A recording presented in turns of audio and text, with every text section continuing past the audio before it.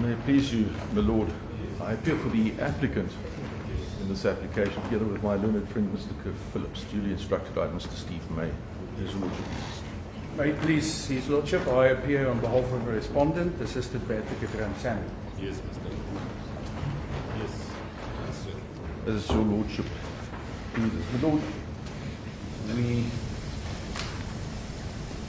filed, such as it is with your Lordship, on Monday, I believe, a practice note to which later in the week the respondent state party responded. My Lord, against the background of what your Lordship has in that practice note,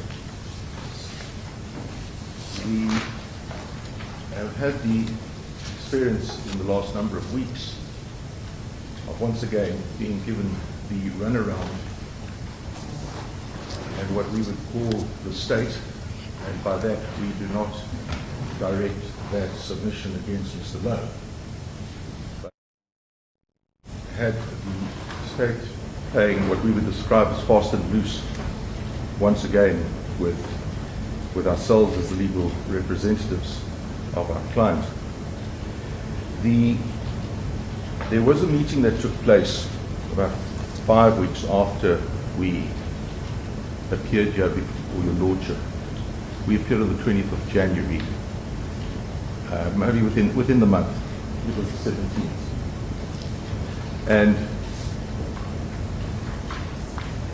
in accordance with what Mr. Lowe placed on record and before this court at the time, we expected that we would receive any outstanding documents in respect of the A section, the entire B section, bar one document which had been alluded to in court by Mr. Lowe, and of course the entire C section, and Mr. Lowe had made clear that the Directorate would facilitate the disclosure of the Dakwa docket.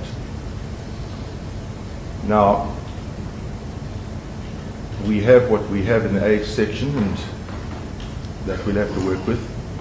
We were given the entire B section. So A section is fully disclosed? To the best of our knowledge. There are, Your Lordship, bears with me. My Lordship, placed on record a few things. There's a recording of the search and seizure at our client's home dealt with in our founding affidavit, which is outstanding from the A section. A recording? A recording there. It's dealt with in the affidavits. It was a telephone. Where do I find it in your affidavit? I'll get that to you shortly, my Lord. While they're finding that, my Lord, if I can just continue for the sake of Yes. time. So this recording, does it form part of the A section? We believe so, yes. We say it forms part of the You A can't say section. you believe it. Does it form or does It's it not. It's not part of it. So it does exist. why are you putting it under A section? Sorry, it's not there, but we say that's where it belongs and why it ought to be disclosed to us under A. However, if it wasn't part of A and for some reason was part of B, we don't have it there either. My Lord, the reference in our founding papers, my Lord, is page 14, the founding affidavit, Yes. paragraph 32.5.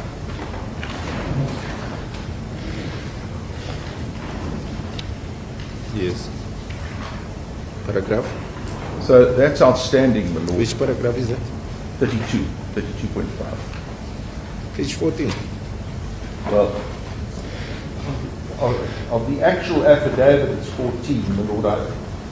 My little junior's papers may be incorrectly paginated, but it's 32.5, and I can... Yes. My Lord, it's page 12 of the actual affidavit. Yeah. So, we don't have that. My Lord, we today received the document... But yes.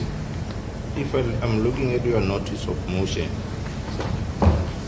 are you seeking relief in relation to those recordings? So, my Lord, if we, and maybe we, happy to start.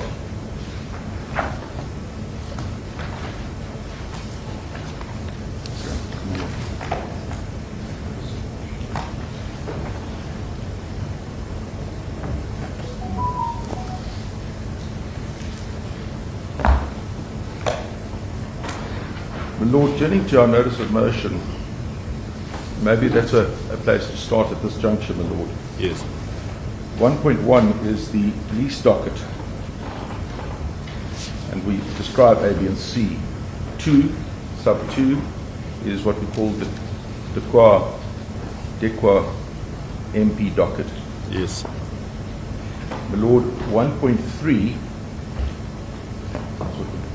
let me just clear, my Lord, this is something that I want to abandon. Lord, just bear with me. I've left my notice of motion out of my papers in my chambers.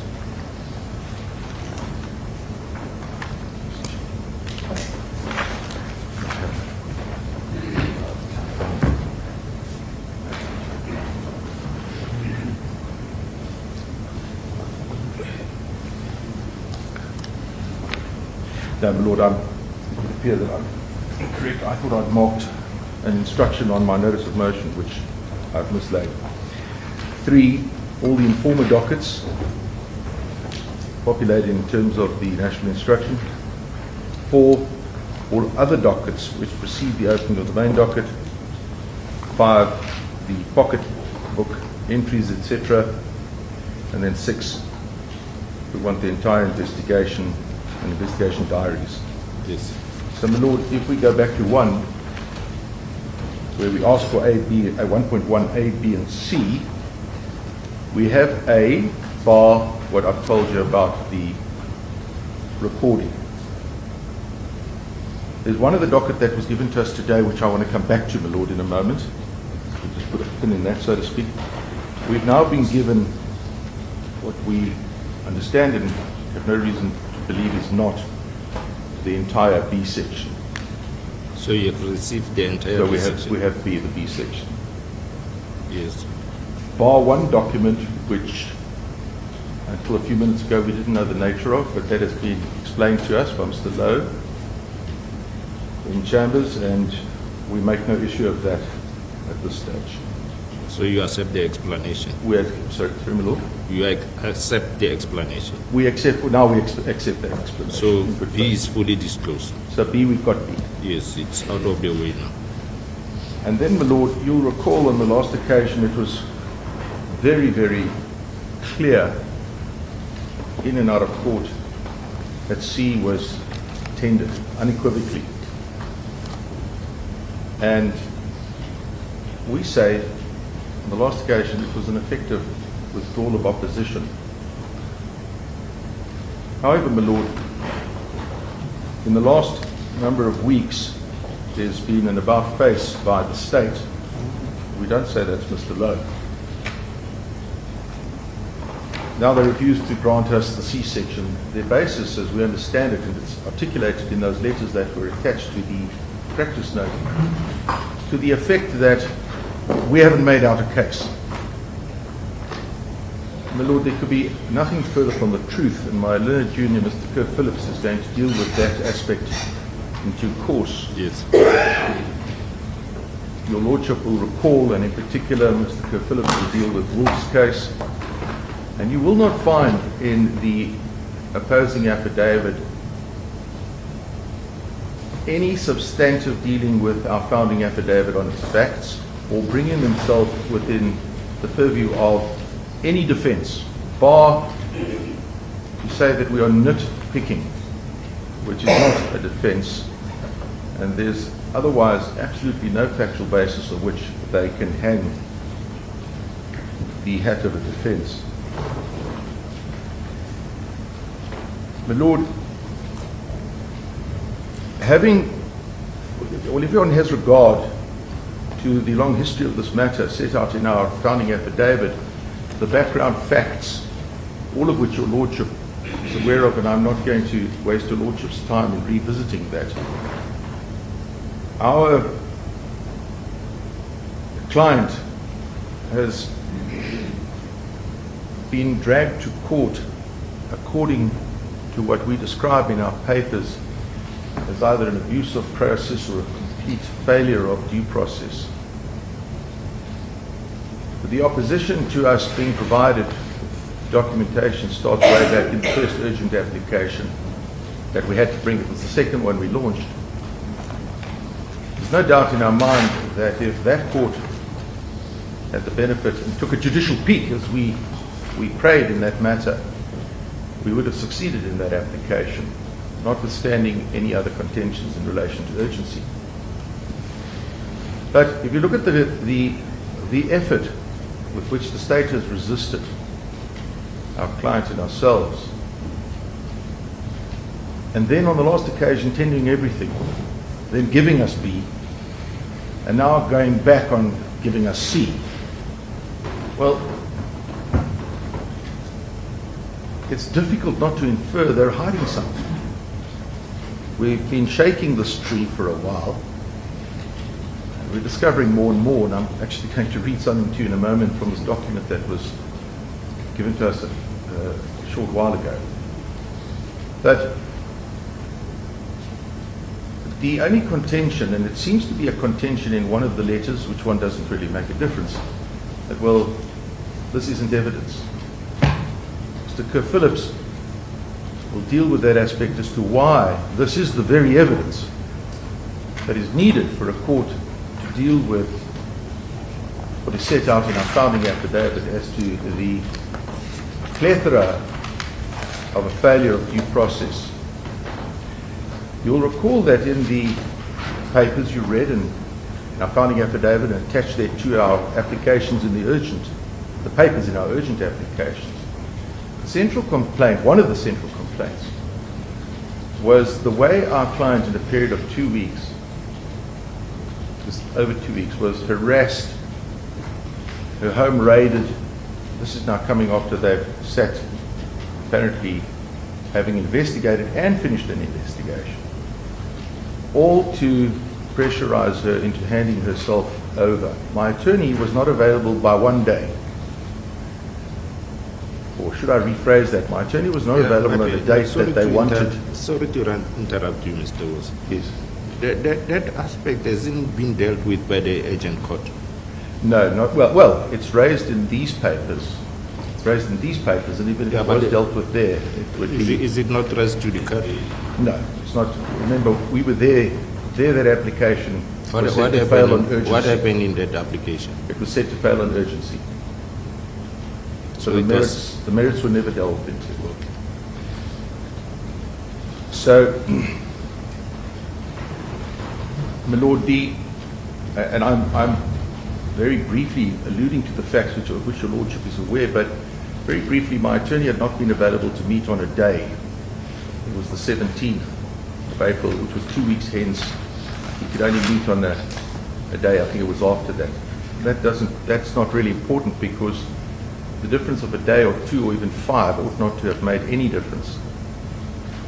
In the meantime, they raided our client's home, and ultimately our client was arraigned, I think, a day after or so.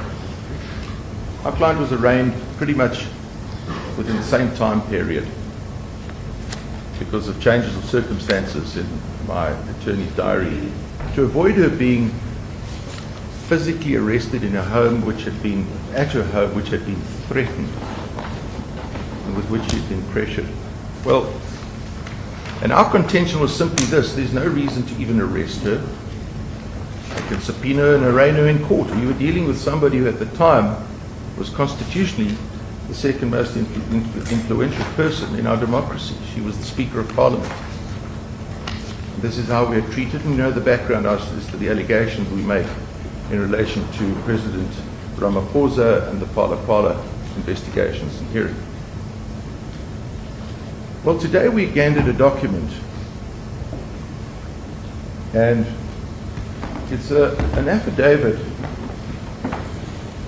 which was used in the course of this matter, and it describes a failed attempt to secure an arrest warrant. And that was central to the issue. Does it form part of the papers, Mr.? Yes, it forms. Well, we only got it today, so it's not in our papers. We were given it today, but it's part of AB. It's part of A. It should have been there from the start. Had it been there from the start, it would have been in our papers. We got it today. What is it that you are reading?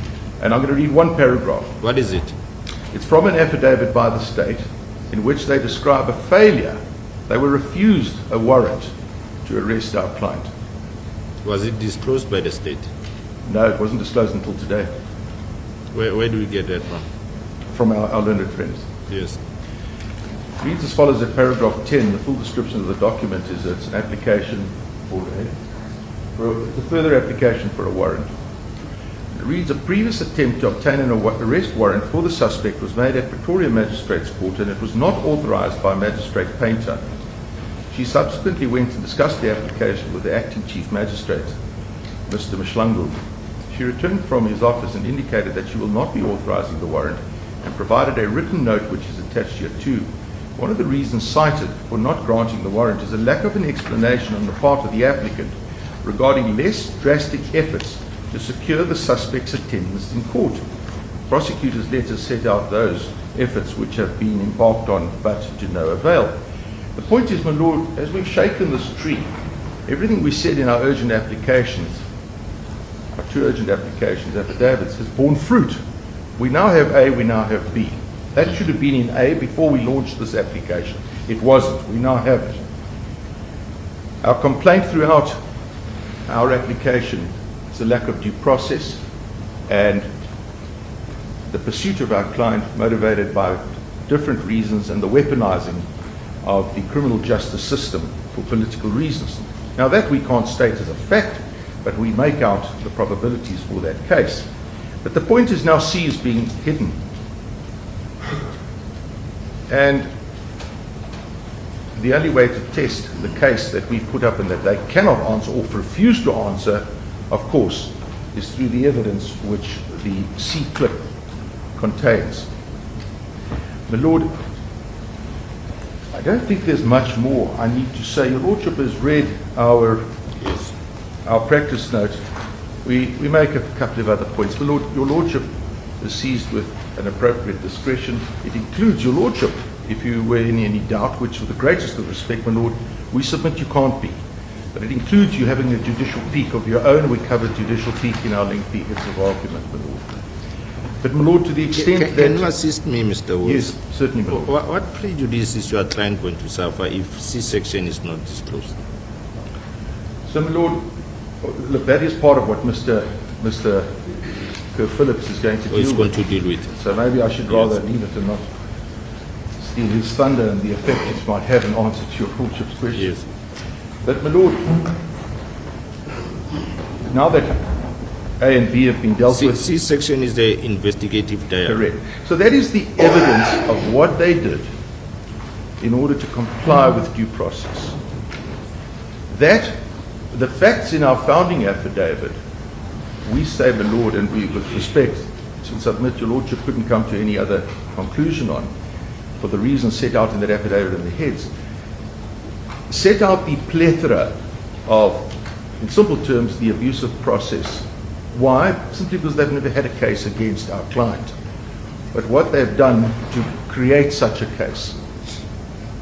And if that process was violated, they include all the violations of their constitutional rights, process and rights which pre-existed the Constitution, and the law is trite in regard to all of this. And the only way that one is going to be able to prepare for a trial like that, and all the trials within a trial that are going to come, is by access to the C-clip. But it is not, the law is not that the state have a privilege. To use that term and that description is just anathema. What they have is an entitlement to raise a defense to discovering the B or C section.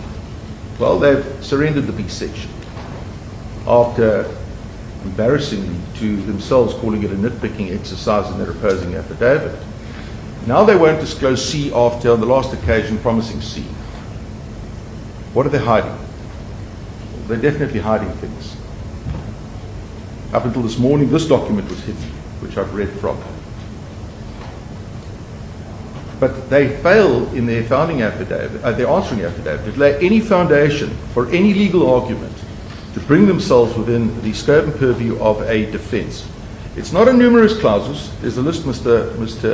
Phillips will deal with it. they only suggest one new one. It's called nitpicking. It's not a defence. Other than that, my lord, if they have no reason, good reason, which forms what I call a defence to the application, well, then they should be giving us Section C. It's as simple as that. My lord, I ask your lordship to receive Yes. my letter, Junior. Yes.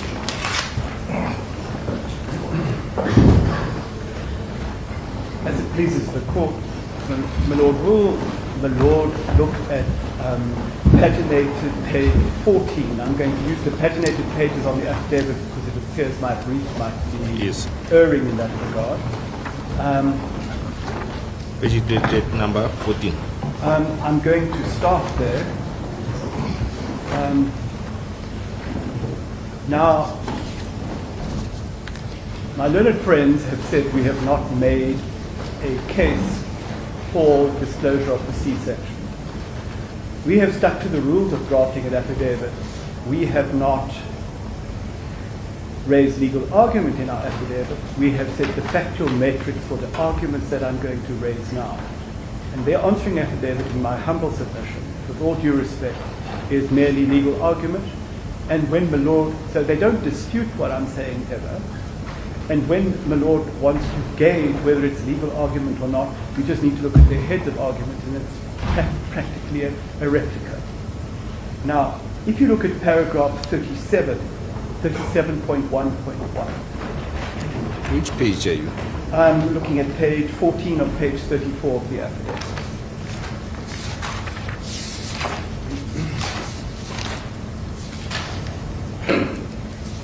Yes. I'm going to refer to highlights in each section because I'm trying not to delay this matter before my lord. One of the crucial allegations in 37.1.1 is the date of Mr. Folomisa's affidavit, General Folomisa's affidavit. Now, it's 7 months prior to the opening of the docket.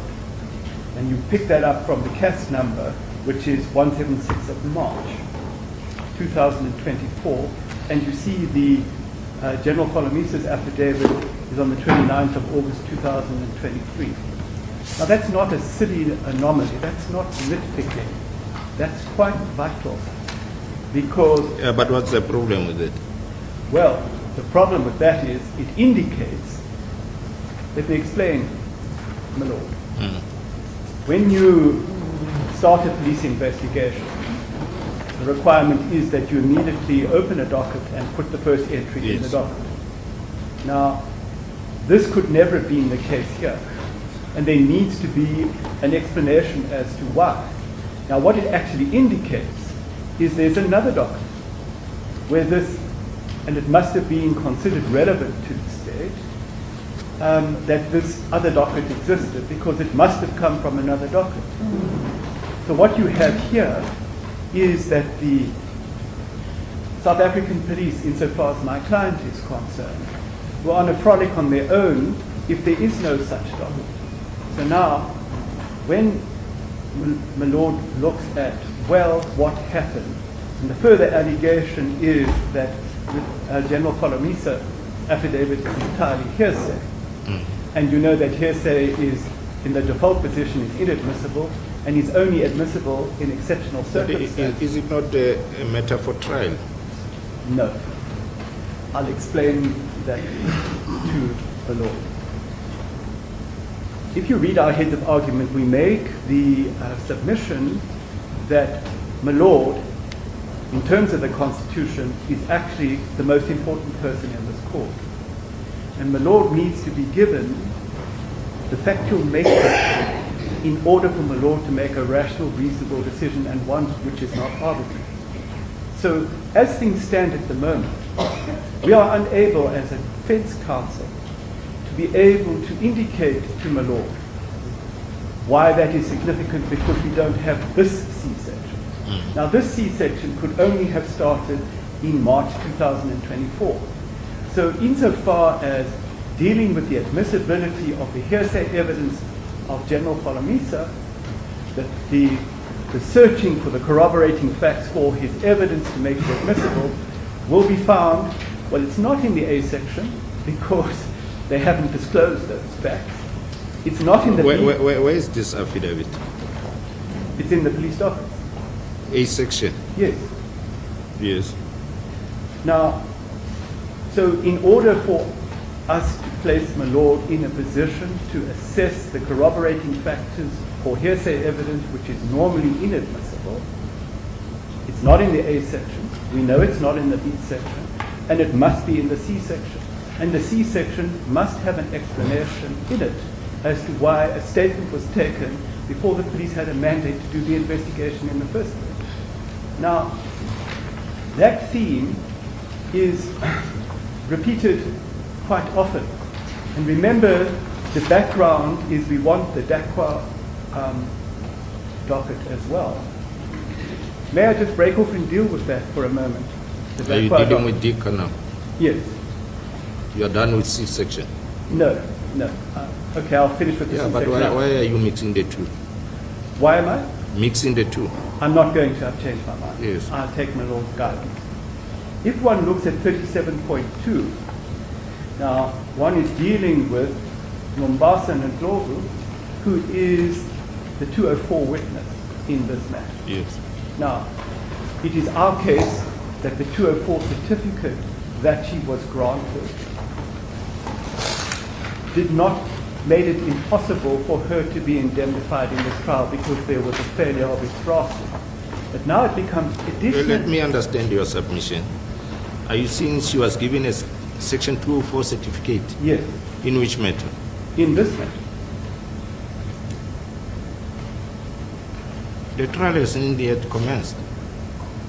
Well, her affidavit starts with a certificate in terms No, of. but section- what certificate is that? No, I see my Lord's problem. My Lord indemnifies the witness, I understand that. No, but you only, in terms of the law, you only indemnify the witness after testifying. Indeed, And if you are satisfied with the evidence, whether was he telling the truth or not, then it's when you can indemnify the witness. yes, but the state promises the witness that if she testifies to their satisfaction, notice to their Yeah, but that's not their space. I agree, my Lord. That's not their space. They can promise whatever I have in earth.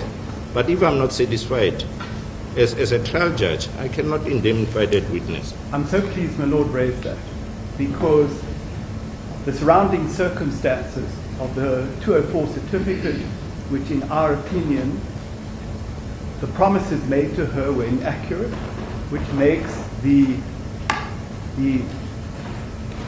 freeness and the voluntariness of her making that statement suspect. Now we only have the certificate in the purported certificate in the docket, and my Lord has said, well, it shouldn't be there. I'm not going to take that point. Yes. But the circumstances of her becoming a 204 witness will be in the C section of the docket. It's nowhere else. We can't find it.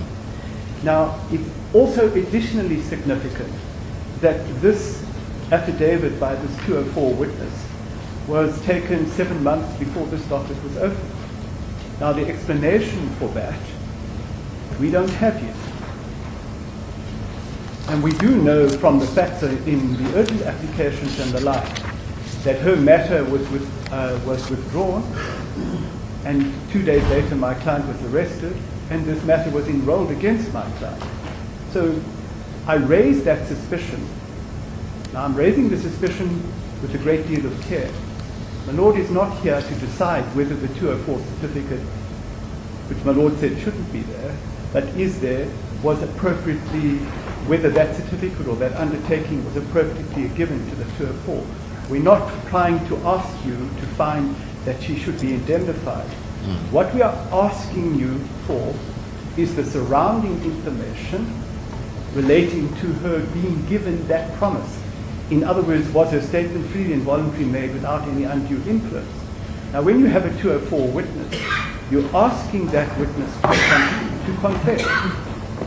Otherwise, she's not a 204 witness. Yeah, but is it the duty of court to determine whether the statement was freely and voluntarily made? I'm so glad my Lord raised that, because we are looking for the facts around her taking that statement, and that will be housed in the C section, not in the A and B section. And insofar as us presenting a case to your work that she was my Lord, I beg my Lord's pardon, insofar as presenting a case to my Lord, we must have the same information that the state has. And already when my learned friends argue that this is not relevant or nitpicking, my case to my Lord is very clear that it is highly relevant to the decision of the credibility of this state witness.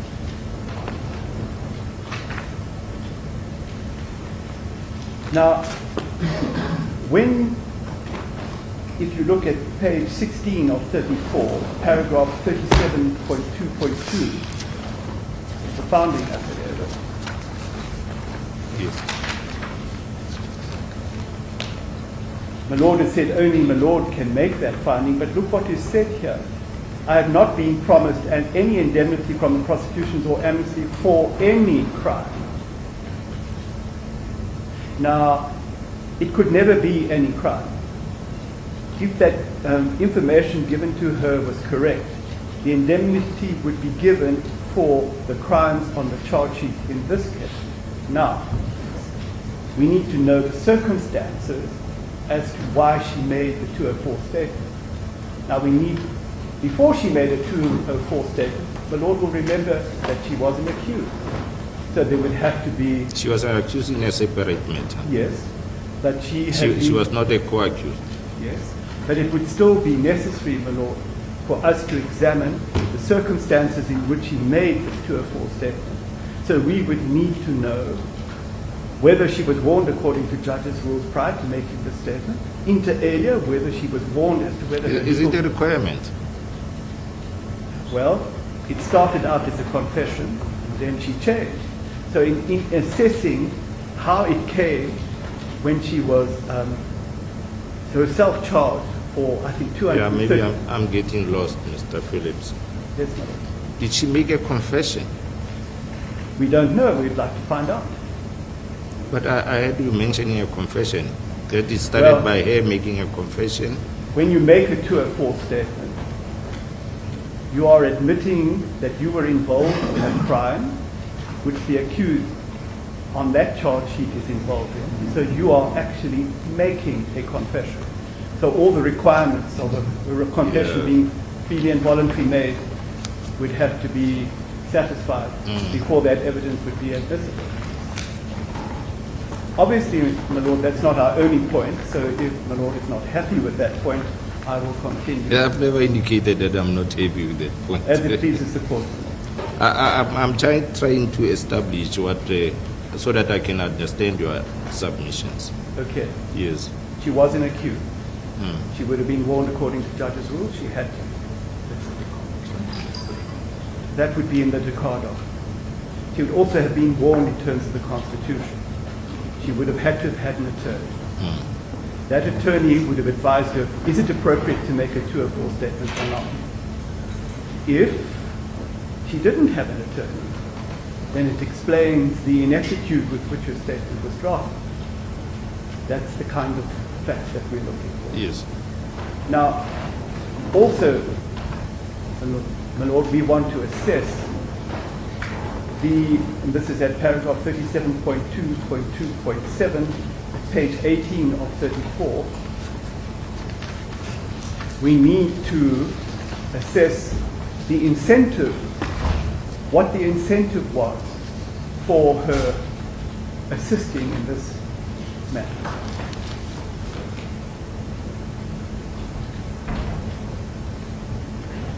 Now,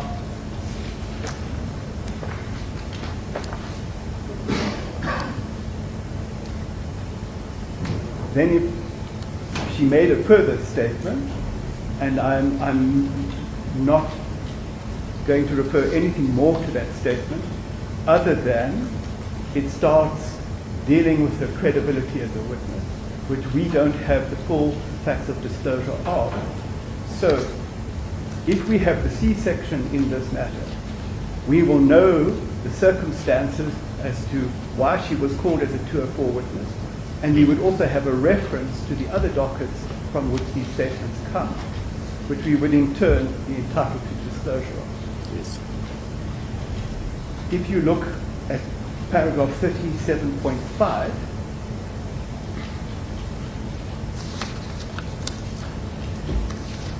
There's a statement by Noel Ndlovu, also 6 months prior to the Lytton docket. So this is the husband of Mapisa-Nqakula, and obviously the same point is being made from what docket did that originally come, and the C-section would indicate why we should get disclosure of that docket. My suspicion Is he also a Section 204 witness, Yes, Mr. Ndlovu? yes.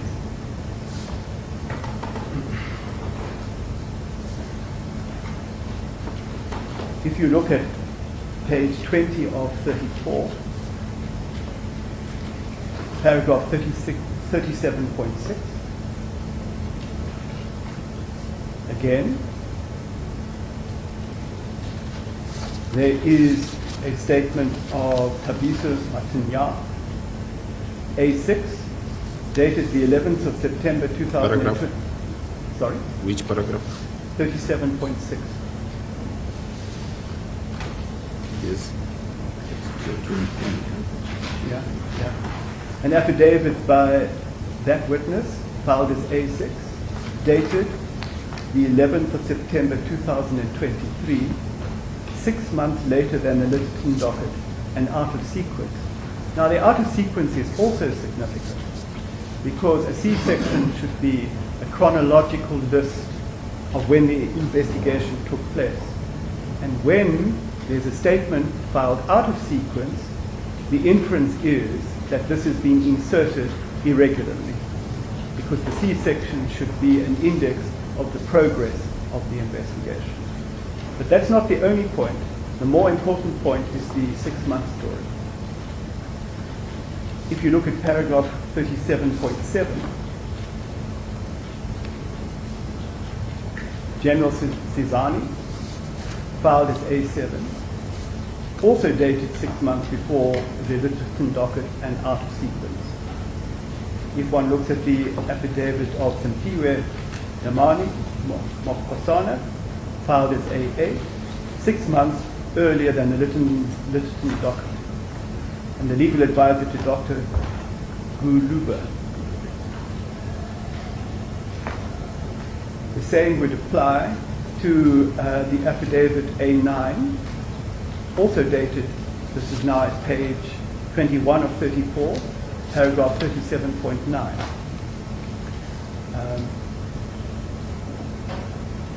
The same would be true of the witness in paragraph 37.10, 37.11, 37.12, 37.13 on page 22 of 34, 37.14 at paragraph 37.14, then 37.15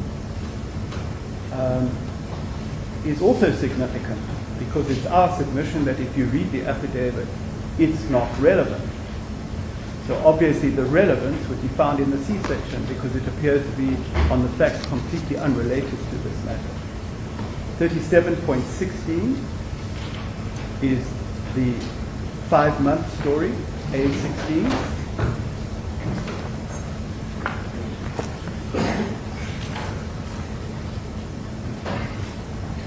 .21 on page 24 of 34. This is a transcript of WhatsApp messages filed as A21. There's no indication of the expertise of the translator. No evidence is provided about the author, authenticity, or originality, and thus the admissibility of this evidence. I'm not asking you to make the finding now that it's inadmissible. I'm asking the Lord to allow me to put my hand on the facts to challenge that evidence in the trial. It's a very important distinction that I make. 4 statements in terms of section 236 of the Criminal Procedure Act by Lillian Coco. Now that's very significant. That's very significant, my Lord, because this should have been, the process of getting this document should have followed a 205 application. in terms of the Criminal Procedure Act for access to bank accounts. Now, why is that significant? Because a 205 application rather requires a reasonable suspicion. So we want to know how this is dealt with in the C section in order to be able to prepare for the admissibility of these documents.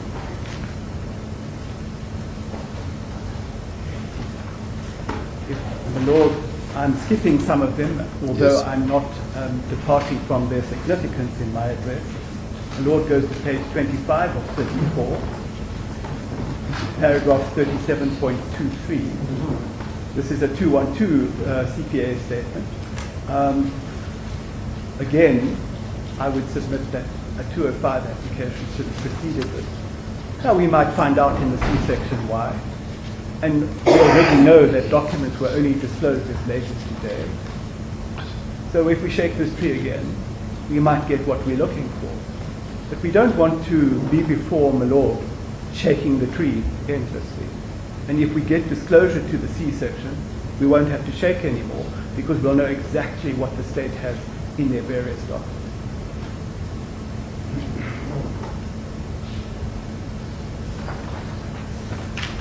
Lord, I'm going to allow the Lord to read the rest of the affidavits, Yes. each with their objections, each motivating why there should be disclosure of the C section. Now, if the Lord understands, and this is dealt with in our heads of argument, reads through the relevant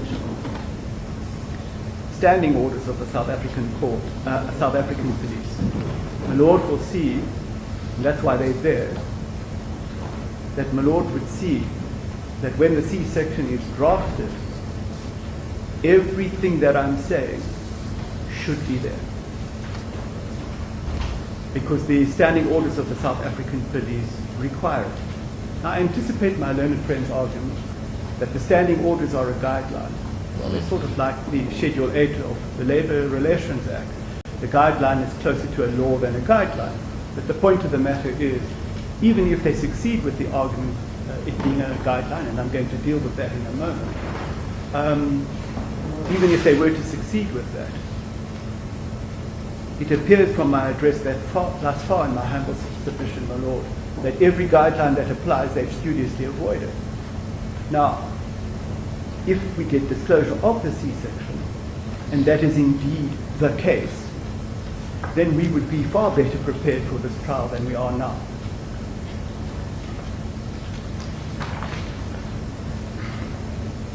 So, if my Lord then looks at page 29, I bring all these arguments, well, myself and my learned leader bring these arguments together. There's hearsay evidence. The support of corroborating evidence for the hearsay evidence is not in the A section. We know it's not in the B section. So it must be in the C section because the state are relying on hearsay evidence. There are accomplice cautionary rules like a single witness, a co-accused cautionary rule. They're not dealt with in the A section. And my Lord, that's why we were so careful to summarize every statement that we have been disclosed, bar the one that we got today, which would have been very useful when we appear before Her Ladyship Pottrell. But the point of the matter is, my Lord, the point of the matter is, all of these conclusions in paragraphs 39, 40,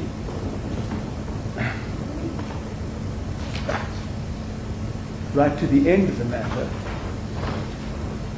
justify, first of all, unlike what my learned friends say, they are evidence of why we want the C section.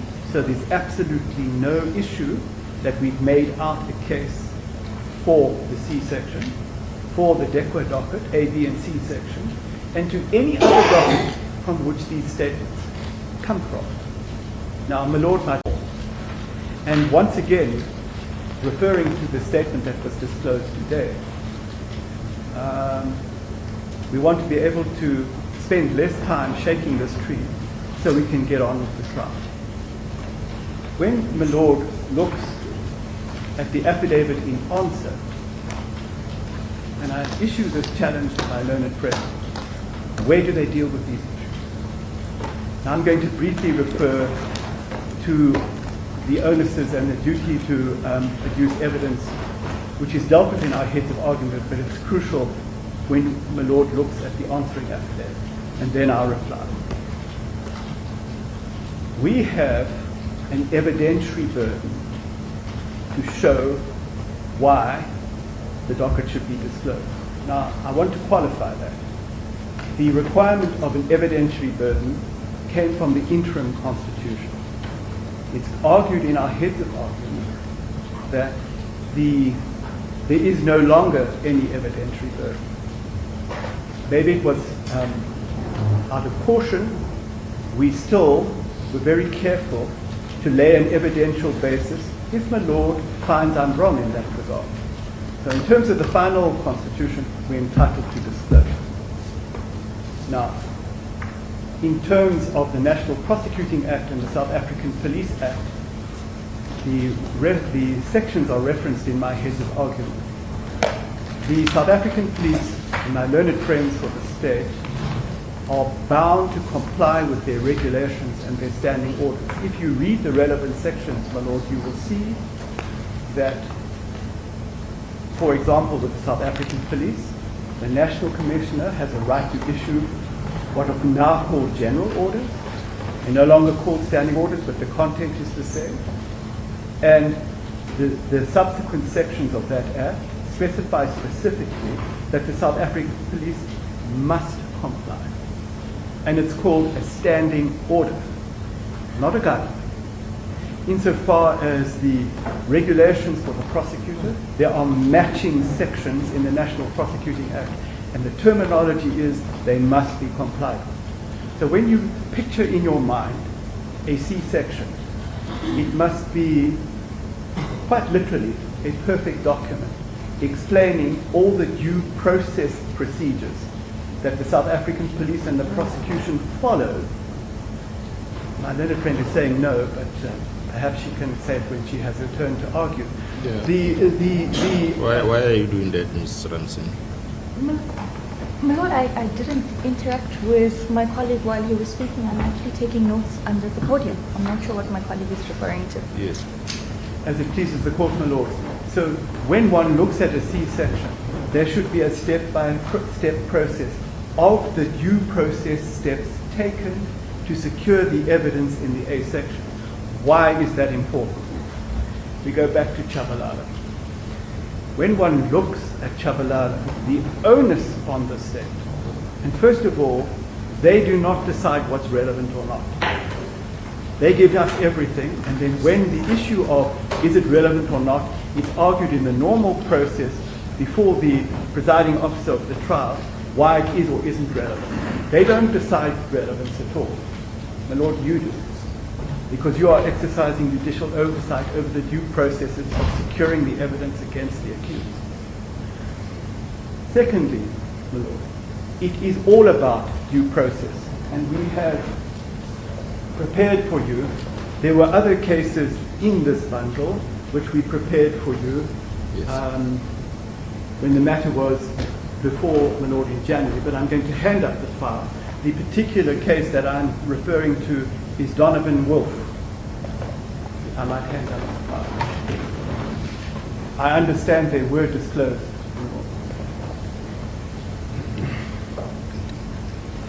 Now,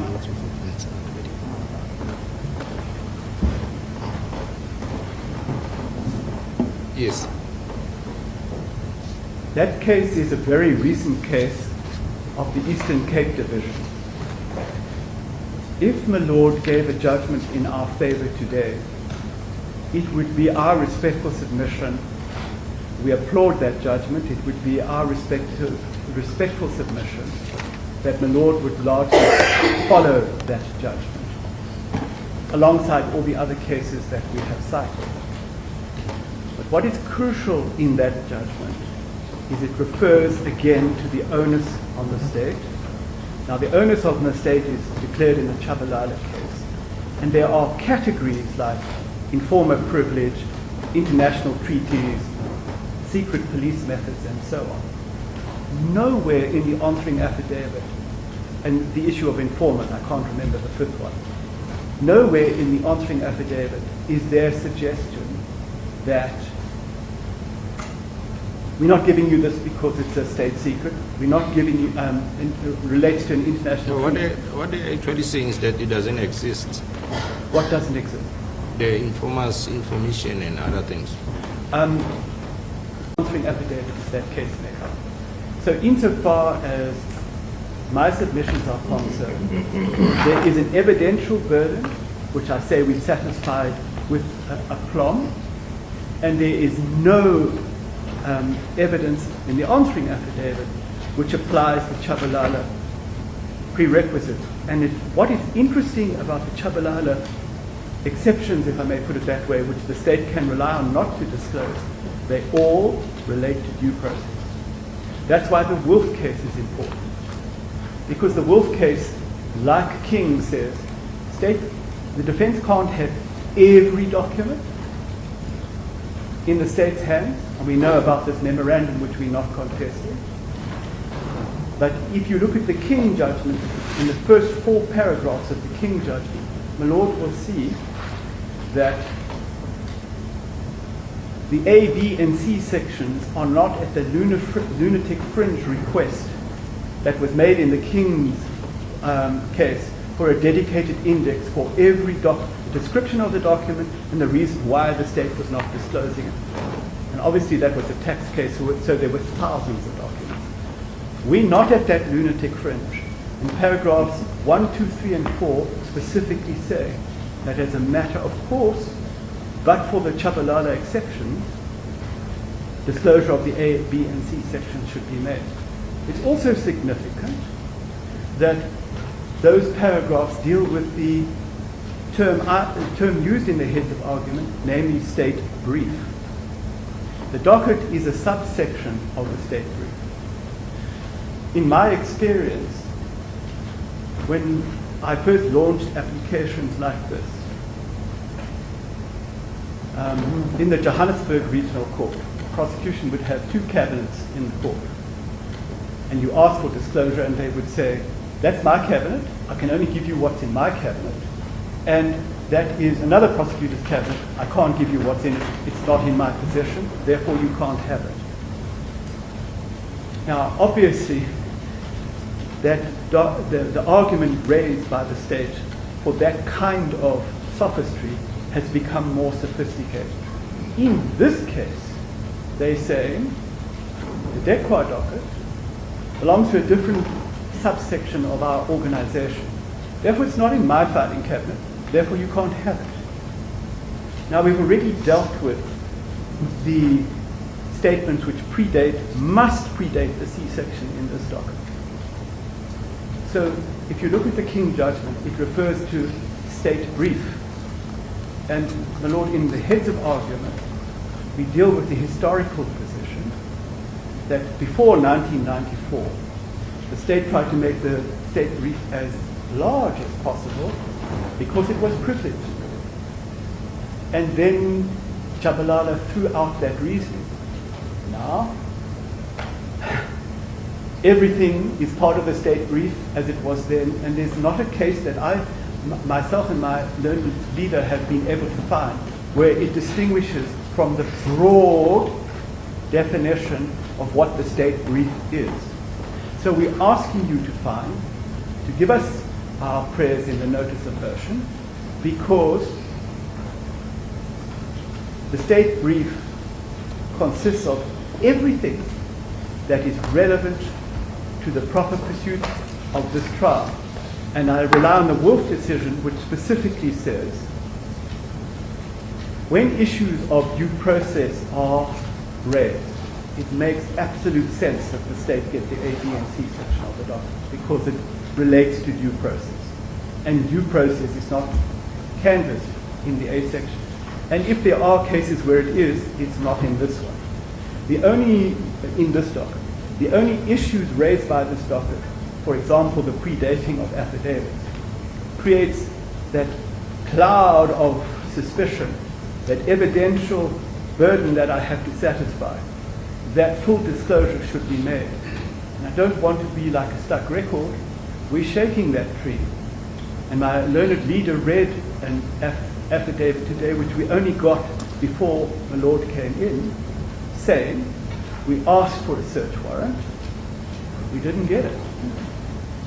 And my Lord, the papers for the Ladyship Potter's application are part of the papers. I'm not suggesting that you have to read them, but I imagine the result would have been completely different if she had known that. I have nothing further unless my Lord wishes. Yeah, but is the state refusing to disclose the DICA docket? I didn't hear the question. Is the state refusing to disclose the DICA docket? Is it urgent question? The issue is, my Lord, is it's in my humble submission, sophistry that the state they are saying, when we finished the investigation, now the matter was enrolled against Ms. Nqakula. So we already know the test for enrollment. It was a reasonable prospect of success. They are saying the investigation is not complete. Well, I hope Ms. Nqakula is listening, because she's got a really cast-iron intellectual claim, because they are now saying they weren't ready to arrest But does her. that tantamount to refusal? Okay. Well, my Lord, What they are saying is that at this stage we can't, because the investigations are not yet complete. Meaning that if the investigations are complete, they can disclose that docket. my Lord, I go back to my argument about the enrollment of the matter. The matter is enrolled when the investigation is complete. And it's very important, going back to the onus of the Chabalala case. They don't say what investigations still have to be done. They merely, may I take an instruction? Yes.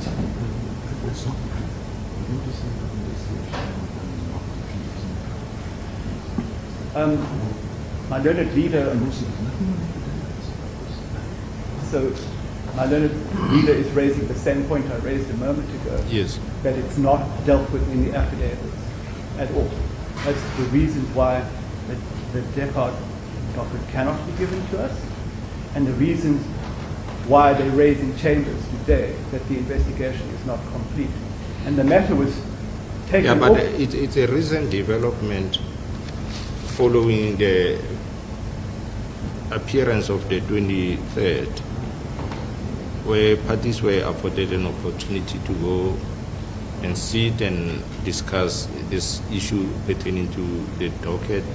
Where is it in the affidavit? No, they filed a practice note subsequent to that. It is, They filed a practice note detailing what happened. and there's a letter from, I think her name is Anthea Johnson, where she says, we're not making disclosure at this time. In my respectful submission, that's just evasive buying time. And I can Yes. see no reason why they shouldn't disclose it now. Yes. Is there anything else? No, it's fine. Let's hear your Might colleague. I just take one more instruction? Yes.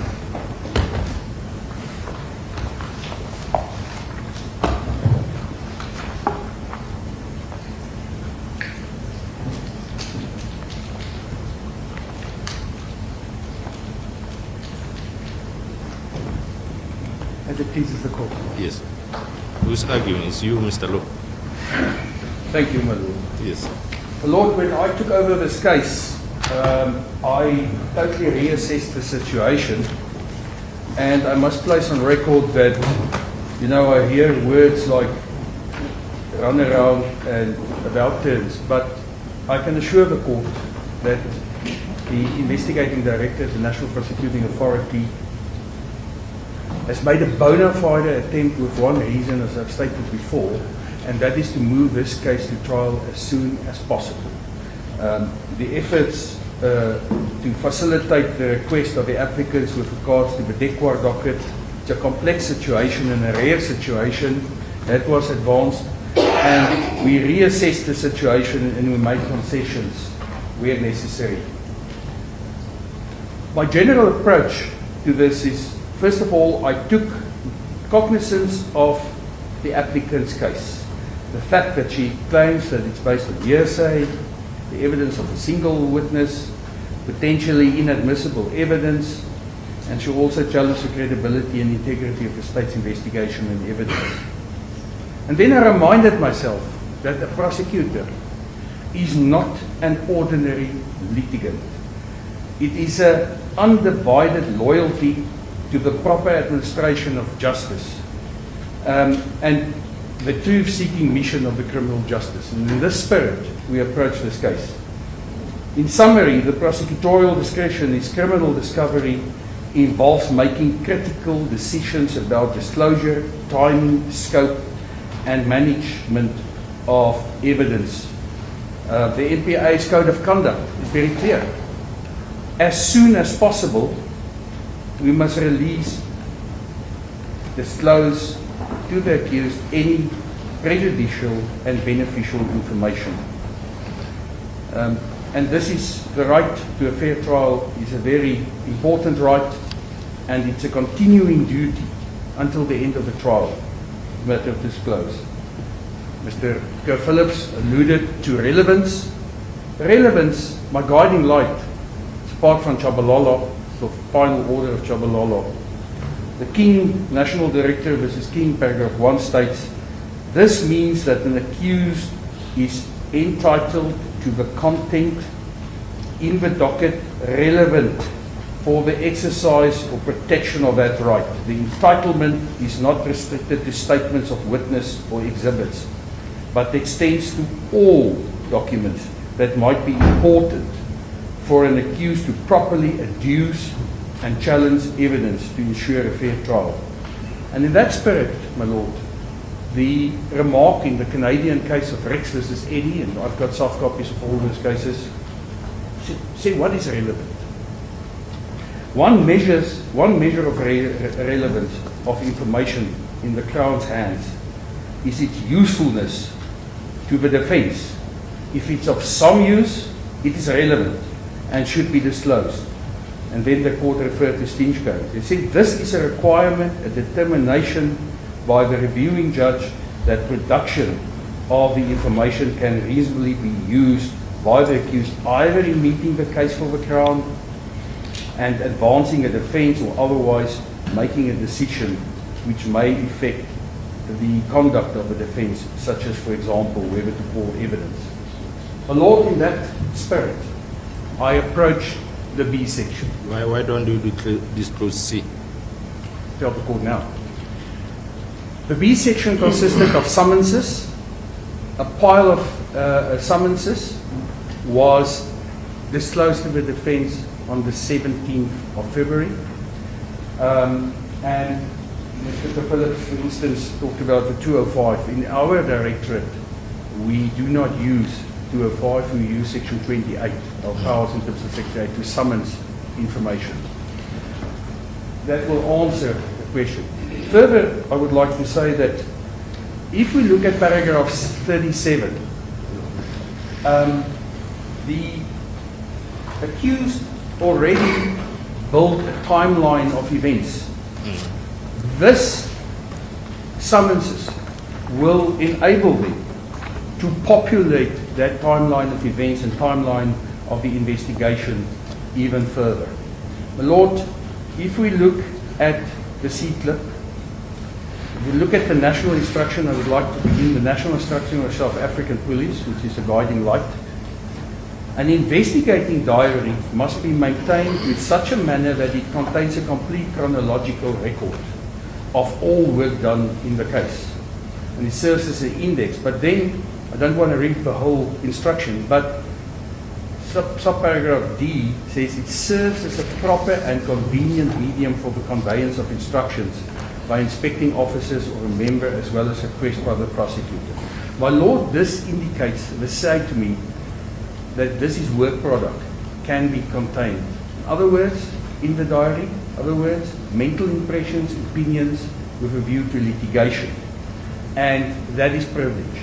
So when my colleagues answered and said privilege, this is what they meant. Then subparagraph E says, serves as a reference in court should any aspect of the investigation process be brought into question.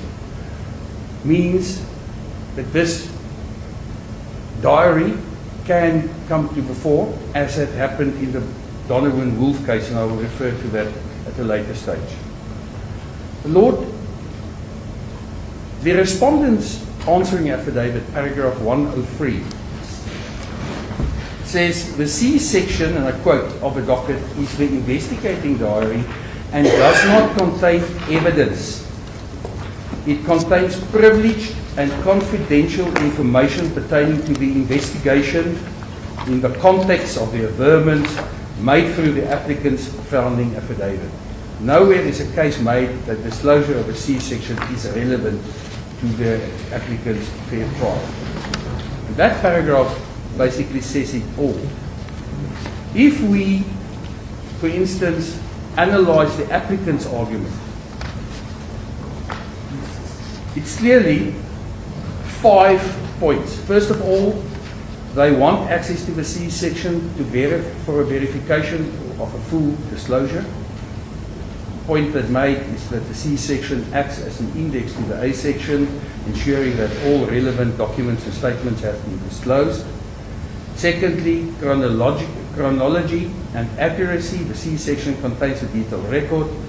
And then one of the points they make is preventing fabrication. The detailed entries in the C section prevent the possibility of fabricated evidence. And if I can then lastly summarize, contextual understanding. They need it for contextual understanding. The C section provides context to the evidence presented in the A section. And indeed, the founding affidavit, Mr. Phillips, I'm not going to repeat that, paragraph 37, refers, for instance, to the fact that one affidavit was made 7 months before the opening of the docket. They refer to the fact that Wynand Wessels, Sunil Belachan, and so forth, and the other witness affidavit was not filed in sequential order. Now this creates suspicion of affidavits taken before the opening of a case docket, and some affidavits are not filed in a sequential order. My colleagues in their answering affidavits state clearly there is no other police docket. My Lord, and for us, the answer to these suspicions are very simple. For us who work in this space, in that investigating... Why is it so that a statement is obtained 6 months and later on a police docket is opened? My Lord, if we understand the inner workings of that investigating director, the investigating director would authorize an investigation either in section 2830, which is a preparatory examination, or a full investigation in section 28.1. Then evidence would be gathered and filed, and only months after, once a decision had been taken, a docket would be opened. It's a very, the methodology of that investigator is such, it's an easy explanation. It doesn't work like other ordinary cases where a docket was opened and from that day onwards. Indeed, my Lord, the investigating diaries in the case docket are not from the time of registering the case docket, but from the time the investigation was started and concluded, as well as post the opening of a case docket. Case docket diaries are usually started from the time a case docket is opened, but in this case, started from the inception of the investigation. The affidavits, the fact that it's not filed in sequential order, is also neither here nor there. You cannot infer a conspiracy. The affidavits have been filed according to the contextualize and corroborates the flow of the evidence the investigators collected. It is not a requirement for the investigators to have filed the affidavits sequentially, as the case docket was only opened shortly before the case was registered. The investigation was conducted through the authorization of the ID. So these things can easily be explained. In my view, respectful view, the applicant is already in a position to determine the chronology of the investigation. She could build her own timeline of the investigation based on the information supplied. I was of the view that the simple showing of a diary, and this is on the previous occasion, the diary should provide the contextual understanding the applicant was seeking. But if the insistence, and this is perhaps where I was wrong in my approach and was made aware of that, if the insistence is to gain access to the whole C-clip, then public interest considerations come into play. Perhaps there I was wrong in my approach. Example of a case where the accused was successful was the case of Donovan Wolf, the case Mr. Phillips alluded to. The accused Donovan Wolf wanted to access the C section of a police docket to challenge aspects of the police investigation. He aimed to gather information that could be relevant to his defense, particularly concerning the alleged planting of knives at the scene and the relationships between the state witness and the investigating officers. Access to the C docket was sought to ensure. Now, the three broad grounds for this approach or this request was first relates to the alleged pressure brought to bear on state witnesses to change or to adapt their version. There's evidence in that case. So in that case, it happened during the trial. He could apply for it, he could, and then exercise his rights. The second one is based on the relationship between the first state witness called to testify and both the initial prosecutor as well as the wife of the current investigating officer. Again, Mr. Wolf made a specified, specific allegation why he should gain access. He went through a process where he asked for further particulars, and then and then with the discovery of certain information, he could ask for this discovery of a C-clip as envisaged in the national instruction I alluded to first. But then the next point is what happened in that case. The state failed to demonstrate reasonable grounds for believing that disclosure of Section C information would impede the proper ends of justice. The state failed to demonstrate reasonable grounds. An accused person should therefore make a detailed case for access to the question, to whether there are other mechanisms available to obtain that information. In this case, of Donovan Wolf is an illustration that the application for discovery can be made during the trial.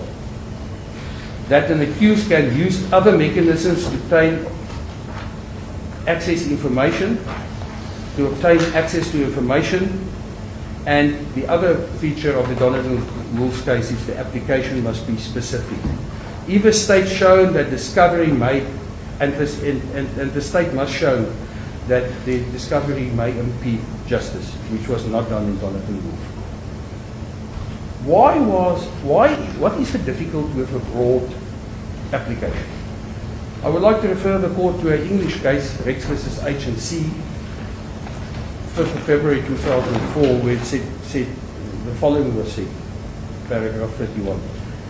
The trial process is not well served if a defense are permitted to make general and unspecified allegations and then seek far-reaching disclosure in the hope that material may turn up to make them good. Neutral material or material damaging to the defendant need not to be disclosed and should not be brought to the attention of the court. Only in truly borderline cases should the prosecution seek judicial ruling. And the question today is, what is material, what is worth protecting in the C-clip? And I can only stand by what was said in paragraph 103, which I started off of the answering affidavit. And I would like to provide detail, if possible. But the investigating directorate must protect people who refer cases to them in terms of Section 27 of the NPA. Also, we must protect privacy of individuals. That's why the one document was not disclosed in the VCLIP. And then, ever-changing situation is witness statements. Only those three. And if the court decides, yes, can the accused's interest be protected without disclosure, or disclosure be ordered to an extent or in a way which will give adequate protection to the public interest in question, the court should consider that option. This stage, the question is the C section the only source of evidence? The answer is no. We already have the evidence, the A section, the B section that was discovered, and secondly, he cannot raise a reasonable doubt. Can it be said that the accused cannot raise a reasonable doubt as to his or her guilt in any other way? Clearly, she can. There are many mechanisms. My Lord, I would like to close off with the case of Eddie, which I referred to Supra.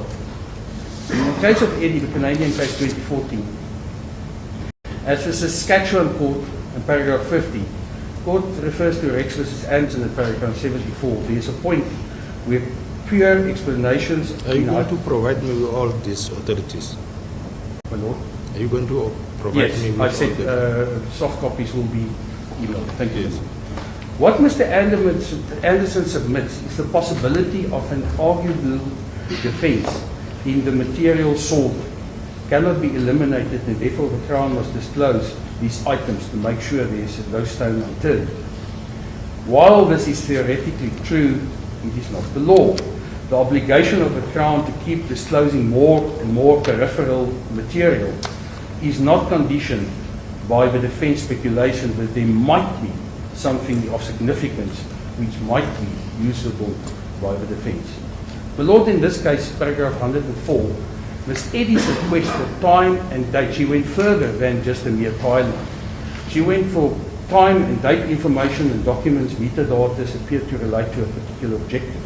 She submits that in order for her to properly prepare a defense, she needs to construct a timeline of the investigation, when the investigation began, what steps were taken during the investigation, and even when certain documents were created, accessed, and modified. In order to do this, she requires disclosure of the internal time codes used by the police, and the source data and metadata. The Crown, on the other hand, says that she could create her own base, her own timeline on the information that she had been provided, if not the Crown's obligation to do so for her. The same argument was advanced regarding the source data or the metadata. And in the end, the court ruled that if it's for purposes of timelines, chronology, it's not necessary to go that far. The accused can build their own timeline. The question we must ask, closure, my Lord. You don't have a South African authority on that topic? No, not that I could discover that. The non-exhaustive factors is the essential elements.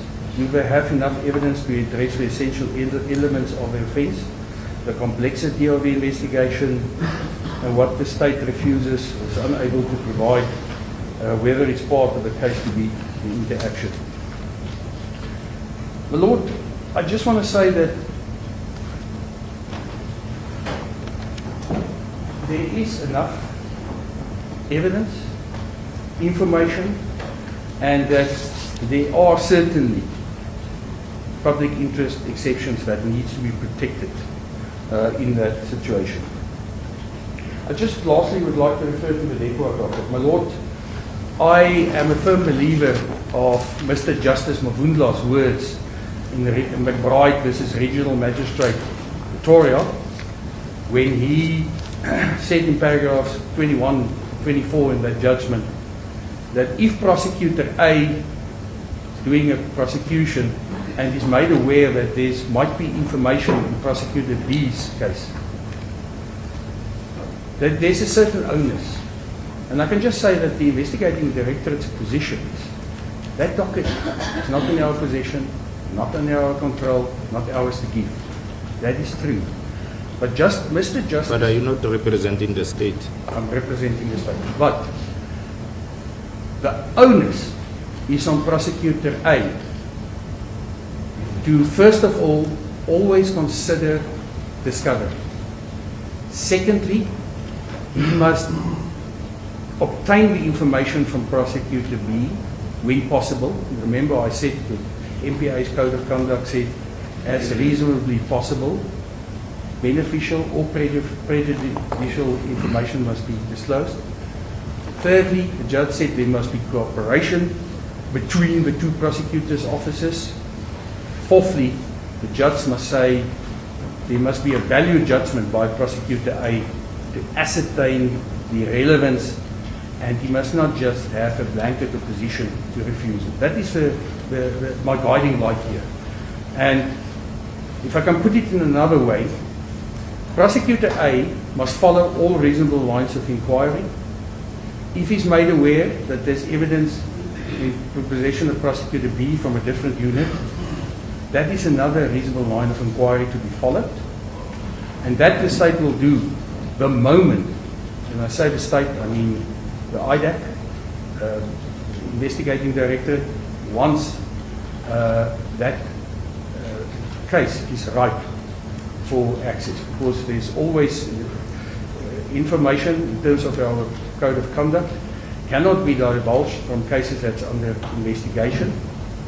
Now, it's true that case had been enrolled many years ago, but new representations had been made that had to be investigated. It's just not sensible to obtain that information and disclose it to an accused when a next statement can change that line of inquiry and put a new slant of evidence. We had to wait. But the accused in that matter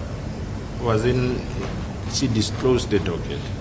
In McBride's case. No, in the DICA matter. My lord. In the DICA docket.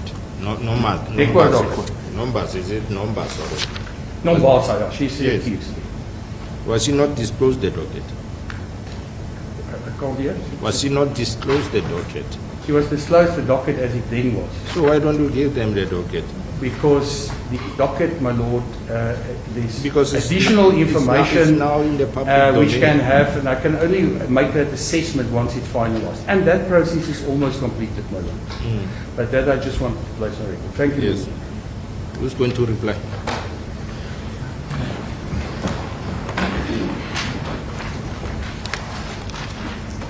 Lord Bar, what I'm going to say to you, I wouldn't have much to disagree with what Mr. Lowe has had to say. It's been an interesting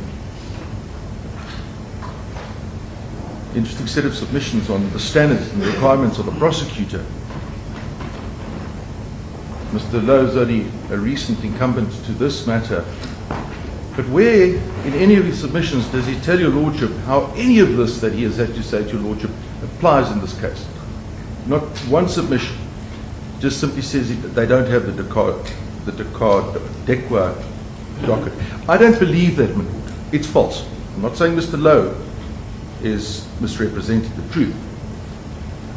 It's just that the state and the investigation in this case had access to that docket. There can be no doubt about that.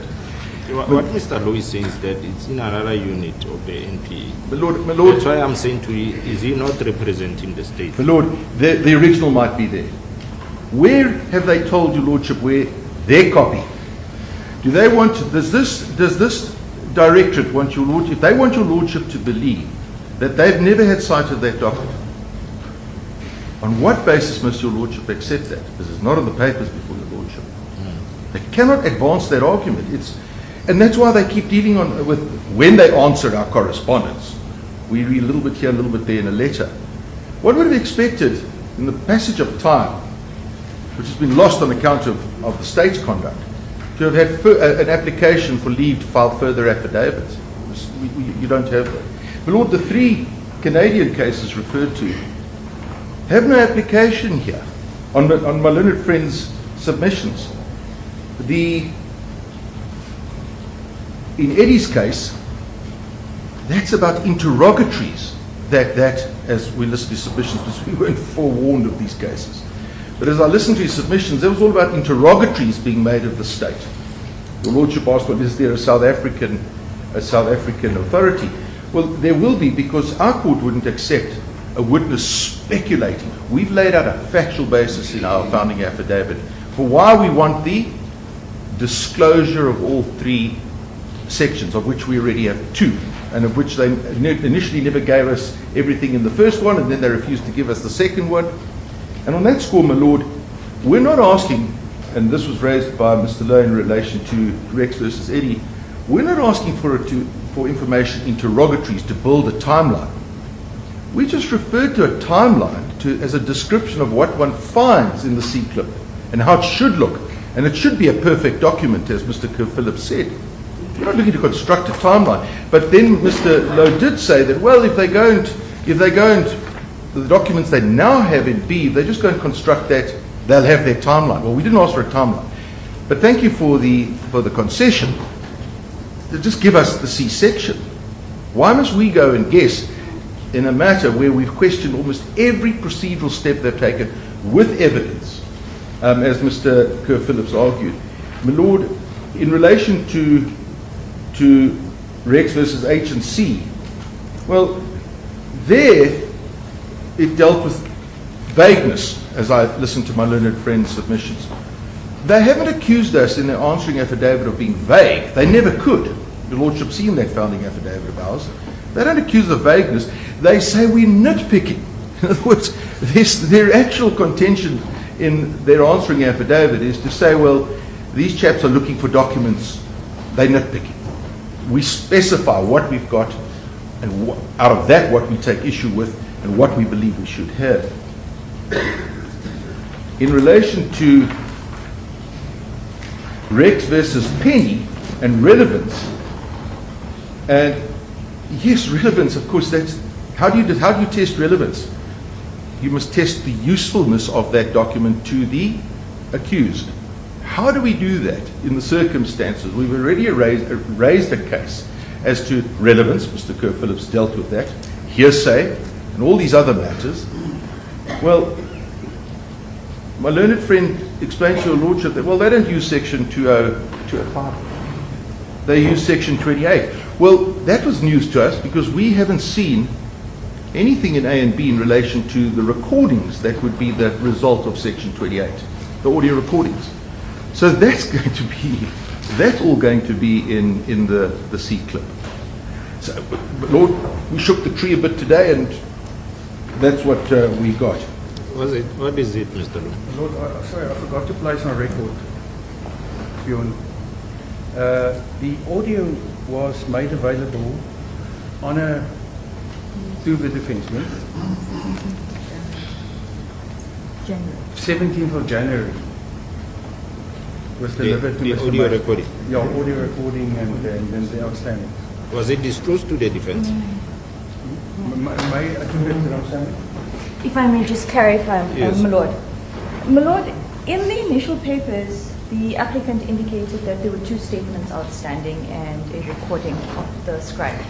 On the 17th of January 2025, the investigating officer took a USB containing the entire docket again, including the recordings, to Mr. May at his offices. In fact, it reached a point where I had to call him because he was in the process of moving offices so we can get the new date. We are in receipt of a document where they confirm in writing acknowledgement of the USB.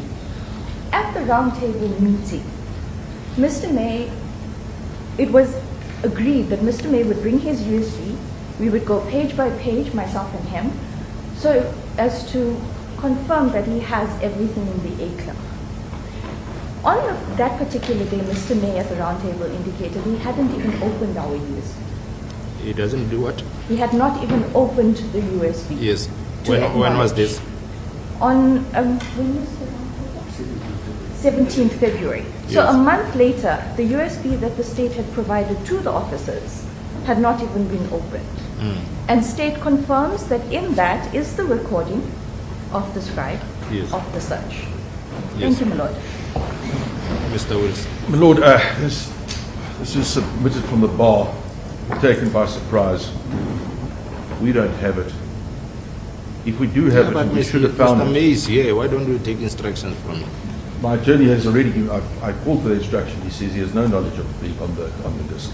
He didn't receive the USB. But no, we got the USB. That's not the issue. It's what's on the USB, what they say is on the USB.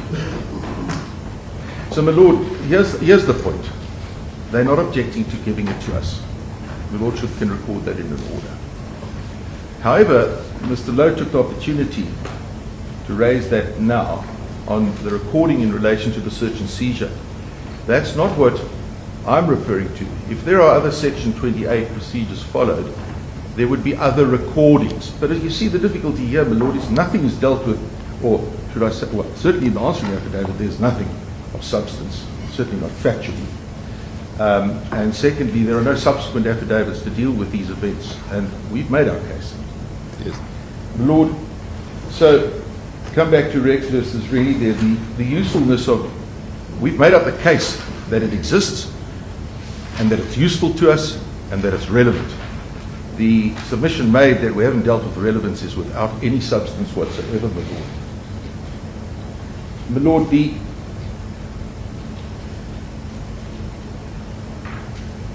just a couple of responses.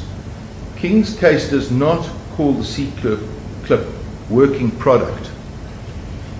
And if there was the product of work in the C-clip, C-section, why is it not in the answering affidavit? Well, it's not. I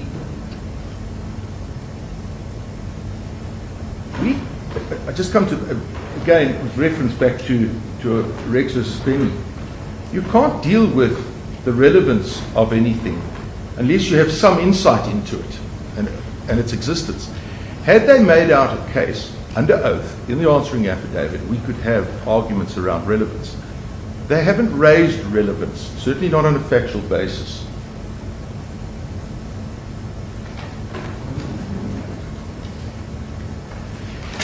Learned friend made the submission that he made the concession that the investigation started before the opening of the Littleton docket. Well, we've said that's evident from what we've received. Again, you don't find anything to that effect in the answering affidavit, but we're entitled to all of it. Whether they have to open the docket at this time or that time, we don't need to get into that debate. Everything in relation to the investigation, falling under the sections, must be disclosed. Section C is going to tell us more about that.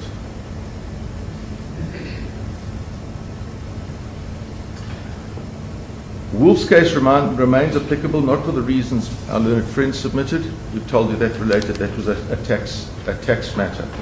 Mr. Kerpillet has spoken to that. King, you'll recall, in the heads of argument put up by the state, they start off by relying on King. King is no support for any of their contentions, my Lord. Your Lordship, Mr. Lowe correctly refers you to the first 4 paragraphs. We rely on them too. Lastly, my Lord, it was interesting, and I don't mean in any respect to be insulting to Mr. Lowe, because Mr. Lowe is, as I said, a recent incumbent. But if you remember their heads of argument, this is the last issue I want to deal with. If I must estimate the percentage-wise, I think 95 or 98% of their heads of argument, let's say 95, let's say 90, dealt with condonation. You'll recall that our application came one day late. The entire heads of argument... It's no longer an issue yet. It's not an issue, but Yes. the point is this. That whole set of heads of argument is they fight us on the basis of condonation. And then the concluding paragraph is to the effect that we're nitpicking. Now, I'm glad Mr. Lowe would never have come and argued on the basis of those heads of argument. But everything that he says in the submissions he makes in and around a prosecutor, that's good, and we trust. Well, we accept that might be how Mr. Lowe conducts himself. Yes. But Mr. Lowe is not the person who has been running this matter from investigation stage in the directorate. Had he been, I don't believe we would have been here based on his submissions to your lordship. Who has made the decisions, how they've made the decisions, why they've made the decisions, why they've gone and done the things that they've done, why we're in a position to attack them the way we do in the founding affidavit, speaks to the conduct of another prosecutor and other people involved in the investigation. Lord, there's just a plethora of evidence in our affidavits. You've heard our submissions. This is a matter, my Lord, that cries out for disclosure. And if we just look at the period that we've come before your lordship, and we see the backwards and forwards, committing and then reneging. My Lord, there's something to be hidden here, just when one looks at it at the highest level of assessment. And if there was anything more, my Lord, with the greatest of respect, we believe your lordship would have in any event called for it for the very least the judicial peak. My Lord, we leave the matter in your hands. I don't believe there's anything in regard to condemnation, as you have indicated to me, my Lord. Anything else that you would be inclined to direct your mind to that we would ask you set out in the practice note, and our notice of motion, my Lord, is clear on its terms. I did find my copy of the notice of motion. The last prayer is a catch-all. It was 1.6, my Lord. Might I just take a closing instruction? Yes.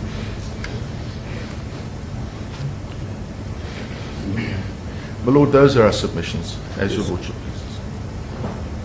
Today is the last day of term. Beg your lordship's pardon? Today is the last day of term. Indeed it is, my Lord. Yes, you Yes. are going on research. Yes. But I can deliver this judgment if you are all available on Friday, next week Friday. Next week, Friday. Yes, we'd make ourselves available. Are you available, Mr. Luke? My Lord, I'm not sure, but if I'm not, is it Mrs. Mr. Ransemi Ramsamy? can note judgment. Yes. Suitable, my lord. Are you available, Mr. Wills? Yes, I am available next week. Yes. What is the date on Friday? I think it's the 5th. 5. 4th, my Lord.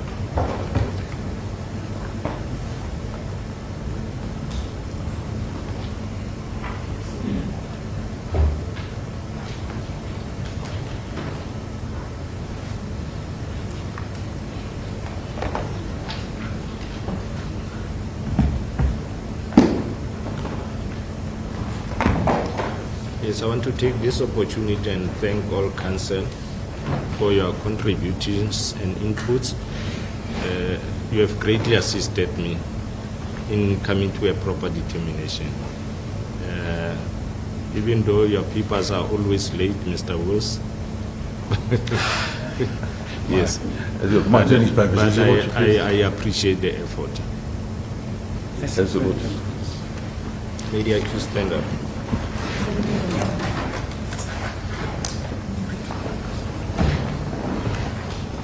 I hope you are in a position who can follow what was happening. Ma'am.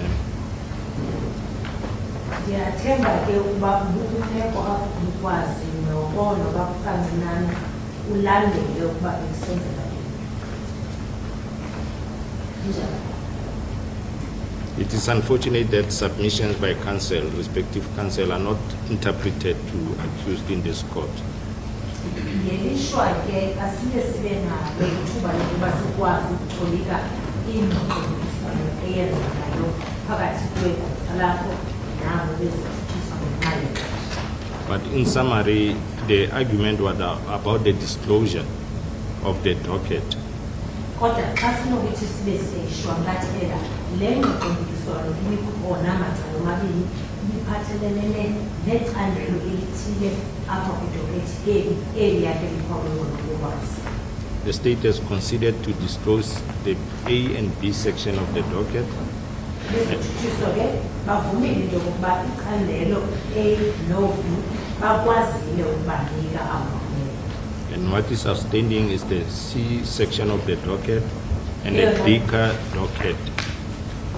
Eyona ndawo ke ngoku isaqalelayo okanye abazekayo inikwa aba bakumeleyo leli candelo lingusikwa kunye nelinye yokuqala. I'm not going to give judgment on the application which is made by your counsel, but I'm going to reserve judgment and deliver judgment on the 4th of April 2025.